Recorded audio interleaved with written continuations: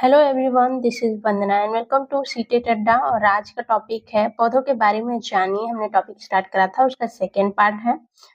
First part में हमने leaves के बारे में पढ़ा था कि पत्तियों के प्रकार क्या होते हैं और उनमें क्या क्या पार्ट होते हैं, उनको क्या बोला जाता है, किस तरीके की पत्तियां होती हैं। तो यहाँ पे आप देख सकते हैं कि दो टॉपिक्स हैं आपका, रेटिकुलेट और पैरेलल, जो कि हमने पढ़ा था पिछले सेशन में। तो स्टार्ट करेंगे। आज के सेशन में हम रूट्स के बारे में पढ़ने वाले हैं और उससे रिलेटेड क्वेश्चन भी करने वाले हैं कि इस टॉपिक से किस तरीके के क्वेश्चन बनते हैं। और तो स्टार्ट कर लेते हैं। जो लोग चैनल पर नए हैं, चैनल को सब्सक्राइब करके बेल आइकन को प्रेस कर लीजिए, जिससे अपडेट आप तक सबसे पहले पहुंच जाए। और ये क्लास 6 to 8 की एनसीईआरटी प्रोवाइड करेगी, जिसमें कि फिजिक्स, केमिस्ट्री, बायोलॉजी तीनों चीजें हैं, जो पेपर 2 के लिए बहुत ही हेल्पफुल रहने वाला है, जो कि कंप्लीट थ्योरी है। आपको सीधा डायरेक्टली हेल्प करेगा कि आपका क्वेश्चन सीटेट पेपर 2 में किस तरीके का पूछा जा रहा है। तो ये क्लास बायोलॉजी का है और बायोलॉजी ऑलमोस्ट कंप्लीट होने वाली है। उसके बाद हम फिजिक्स, केमिस्ट्री पे चलेंगे। तो स्टार्ट करते हैं फटाफट से। यहाँ पे पहला दिया हुआ है, आपको दिख रहा होगा, हमने पढ़ा भी है कि रेटिकुलेट विनिशन क्या होते हैं। रेटिकुलेट को जालिका रूपी शिरा विन्यास कहते हैं। यदि शिरा विन्यास मध्य शिरा के दोनों ओर जाल के समान दिखाई देता है तो इसे जालिका रूपी कहा जाता है। उदाहरण के लिए पीपल का पेड़ जो होता है, उसकी पत्ती को अगर आप देखेंगे तो वो जालिका रूपी इस तरीके से कुछ दिखाई देता है। ठीक,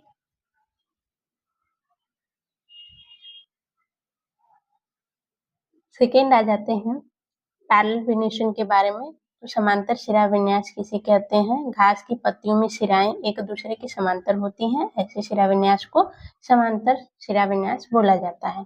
ठीक, कुछ इस तरीके से आपको दिखाई देगा कि घास की पत्तियों में इस तरीके से सीधा सीधा ऐसे लाइन खींची होती हैं, इन्हें हम समांतर शिरा विन्यास कहते हैं। ठीक, अब आ जाते हैं रूट्स के बारे में। तो रूट्स के बारे में क्या क्या बातें हैं वो जान लेते हैं, जो कि क्वेश्चन में पूछा जाता है और इसे बोलते क्या है।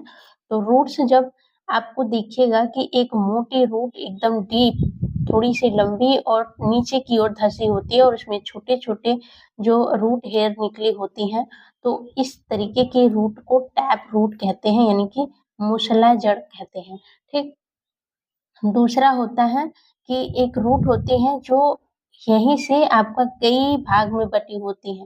ठीक है, कई भाग में बटी होती है रेशे की तरह, तो इन्हें रेशेदार रूट यानी कि रेशेदार जड़ या फाइब्रस रूट बोलते हैं। ठीक, और इसमें जो होता है आपको दिखेगा, जो पहली जो रूट होती है ऊपर की, उसे प्राइमरी रूट बोलते हैं, और जो छोटी छोटी रूट होती है बाद में, उन्हें रूट हेयर्स बोलते हैं। ठीक, तो रूट्स आपकी टू टाइप की हो गई, एक टैप रूट यानी कि मूसला जड़ और दूसरा फाइब्रस रूट यानी कि रेशेदार जड़।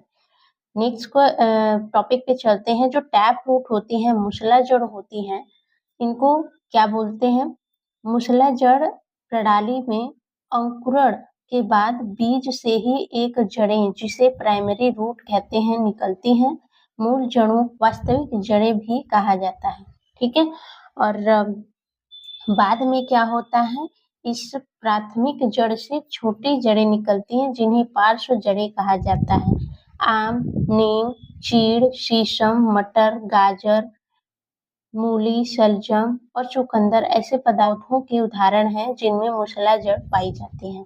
ठीक है, तो ये सारे एग्जाम्पल हैं जिनमें मूसला जड़ होती हैं। जैसे आपने गाजर का पौधा देखा होगा, इस तरीके से मोटा गाजर होता है और उसमें छोटी छोटी रूट्स, हेयर निकली होती हैं। ठीक, तो ये मूसला जड़ का उदाहरण है। ठीक, नेक्स्ट टॉपिक पे चलते हैं। फाइब्रस रूट क्या होता है? रेशेदार जड़ या फिर छकड़ा जड़ बोलते हैं इसे। ठीक, फाइब्रस रूट में क्या होता है? रेशेदार जड़ें जो तने के आधार से बढ़ती हैं, झाड़ी नुमा दिखती हैं। ये जड़ें पतली और आकार में लगभग बराबर होती हैं। तो झकड़ा जड़, हम आप घास को उखाड़ करके देखेंगे तो इस तरीके से रूट्स होते हैं, इन्हें झकड़ा जड़ या फिर रेशेदार जड़ बोलते हैं। ठीक, तो क्वेश्चन पे आ जाते हैं। क्वेश्चन यहाँ पे है कि यदि आप किसी घास के पौधे को सावधानी पूर्वक उखाड़ कर उसकी जड़ों और पत्तियों का परीक्षण करें तो आप यह पाएंगे कि पहला, मूसला जड़ें और समांतर शिरा विन्यास है। तो हमने जो घास के बारे में क्या पढ़ा कि उनकी पत्तियां समांतर शिराविन्यास की होती हैं, ठीक है, और उनकी जड़ें जो होती हैं वो झकड़ा या फिर रेशेदार होती हैं। तो यहाँ पे तो मूसला जड़ है, तो ये तो गलत हो गया। दूसरा मूसला जड़ें यहाँ, ये भी गलत हो गया, ठीक। तीसरा रेशेदार जड़ें और जालिका रूपी शिराविन्यास, ये भी गलत हो गया। रेशेदार जड़ें और समांतर शिराविन्यास, तो हाँ, ये हमने पढ़ा था कि जो घास होती हैं उनकी पत्तियां समांतर शिराविन्यास की होती हैं और उनकी जड़ें जो होती है रेशेदार होती हैं या फिर झकड़ा जड़ें भी बोलते हैं उनको, ठीक। तो फोर्थ आपका यहाँ पे करेक्ट आंसर बन जाएगा। नेक्स्ट क्वेश्चन पे चलते हैं। नेक्स्ट क्वेश्चन है, तो में से कौन सही मिलान को निरूपित करता है? सही मिलान करना है। यहाँ पे जड़ के प्रकार दिए हैं और यहाँ पे उदाहरण दिए हैं। यहाँ पे आपको नए नए नाम देखने को मिलेंगे, ठीक। तो इसके बारे में भी जान लेते हैं। मूसला जड़, अभी हमने देखा मूसला जड़ जड़ें मोटी होती हैं और उसमें छोटी छोटी रूट्स निकली होती हैं, तो यहाँ पे मूसला जड़ गाजर, ठीक। तो ए का सेकंड हो गया। आप देखेंगे कि ज्यादातर आपको पहले से ही पकड़ में आ जाएगा। ए का फर्स्ट, आप देखिए कहाँ पे ए का फर्स्ट, सॉरी ए का सेकंड कहाँ पे है, ठीक। तो ए का सेकंड यहाँ पे देखेंगे कि यही है, फिर बाकी में ए का थर्ड, ए का फोर्थ और ए का वन दिया है, तो ये तीनों तो ऑलरेडी गलत हो गए, ठीक। तो आपका सेकंड राइट आंसर ही बन जाएगा। और अगर ऐसे नहीं समझ में आ रहा है तो यहाँ पे क्या करेंगे, दो चीजों को अगर मिला करके देख ले रहे हैं, यहाँ पे मान लीजिए कि ए का सेकंड यहाँ पे भी दिया होता, ए का सेकंड यहाँ पे भी दिया होता, यहाँ पे भी दिया होता, तो बाकी बी का हम लोग मिलाते कि बी का क्या होता है। बाकी यहाँ पे समझ लेते हैं कि कौन कौन से नाम से जाने जाते हैं, ठीक। तो मूसला जड़ गाजर, अपस्थनिक जड़ जो होता है और अवस्तंभ जड़ जो होता है, स्तंभ का मतलब बहुत ही बड़ा, ठीक। तो ये बरगद पे मिलान होगा क्योंकि बरगद की जो जड़ें होंगी वो बहुत ही बड़ी होंगी, ठीक। और अपस्थनिक जड़ जो होता है वो शकरकंद का होता है, ठीक।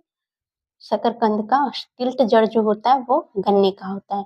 तो यहाँ पे ए का सेकेंड, बी का फोर्थ, ए का सेकेंड और बी का फोर्थ, सी का फर्स्ट, डी का थर्ड, तो सेकेंड आपका राइट आंसर हो जाएगा। ये सारा नाम याद रख सकते हैं या फिर इस तरीके से हमने जो देखा स्तंभ जड़, तो बड़ा होगा, स्तंभ का मतलब कि कोई बड़ा स्तंभ है, इस तरीके से, ठीक। नेक्स्ट क्वेश्चन पे चलते हैं। नेक्स्ट क्वेश्चन क्या है, लिखित में से ऐसे समुच्चयों का चयन कीजिए जो सही नहीं है। पौधा दिया है और शिराविन्यास जड़ें दी है। तो यहाँ पे गलत बताना है। गुड़हल के बारे में देखें तो गुड़हल की पत्तियां जालिका रूपी होती हैं और झकड़ा जड़ होती है। तो गुड़हल की पत्तियां जालिका रूपी होती हैं, है ना, कुछ ऐसी इस तरीके से होती हैं जालिका रूपी, दोनों ओर जालिका बनी होती है और झकड़ा जड़ें होती हैं। तो झकड़ा जड़ें तो उनमें होती हैं जो पैरेलल वेनेशन होती है, यानी कि घास में, तो ये तो गलत है। तो पहला, ठीक। और फिर यहाँ पे देखेंगे कि ऑप्शन यहाँ पे दिया हुआ है, ठीक। तो पहले यहाँ पे चूज करेंगे हम कि कौन कौन से गलत है। फिर गुलाब का जालिका रूपी मूसला जड़, हाँ, तो गुलाब की जिसकी भी पत्तियां जालिका रूपी हैं उनकी जड़ें क्या होंगी, मूसला जड़ें होंगी। और घास में पैरेलल होता है तो वो क्या होती हैं, झकड़ा जड़ें होती हैं या फिर रेशेदार जड़ें होती हैं, ठीक। तो यहाँ पे देखना है जालिका रूपी और मूसला जड़, तो ये तो सही हो गया। बांस समांतर और झकड़ा जड़, तो ये भी सही हो गया क्योंकि बांस में पैरेलल वेनेशन होता है और पैरेलल वेनेशन में झकड़ा जड़ें होती हैं, तो सही बात है। और फोर्थ, धान जालिका रूपी और झकड़ा जड़, धान में पैरेलल वेनेशन होता है और झकड़ा पैरेलल वेनेशन में क्या होती हैं,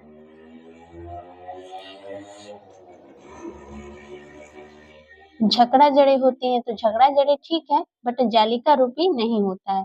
तो ए और डी आपका गलत है और जो गलत है वही सही है क्योंकि गलत बताना है। तो ए और डी जहाँ पे भी दिखेगा वही हमारा राइट आंसर बनेगा, 3 आपका करेक्ट आंसर हो जाएगा, ठीक। तो इतने ही क्वेश्चन थे यहाँ पे, मिलेंगे नेक्स्ट वीडियो में। और आज के लिए रहने देते हैं। जो लोग चैनल पे नए हैं तो चैनल को प्लीज सब्सक्राइब करके बेल आइकन को प्रेस कर लीजिए और शेयर करिए इसे बहुत ज्यादा, और भी लोगों तक शेयर करिए अपनी फ्रेंड्स ग्रुप में, ताकि और भी लोगों तक ये चीजें पहुंच पाए और उनकी भी हेल्प हो पाए। सीटेट पेपर 2 में ये सारी चीजें आपको बहुत ही हेल्प करने वाली है। और bye bye, take care and thanks for watching.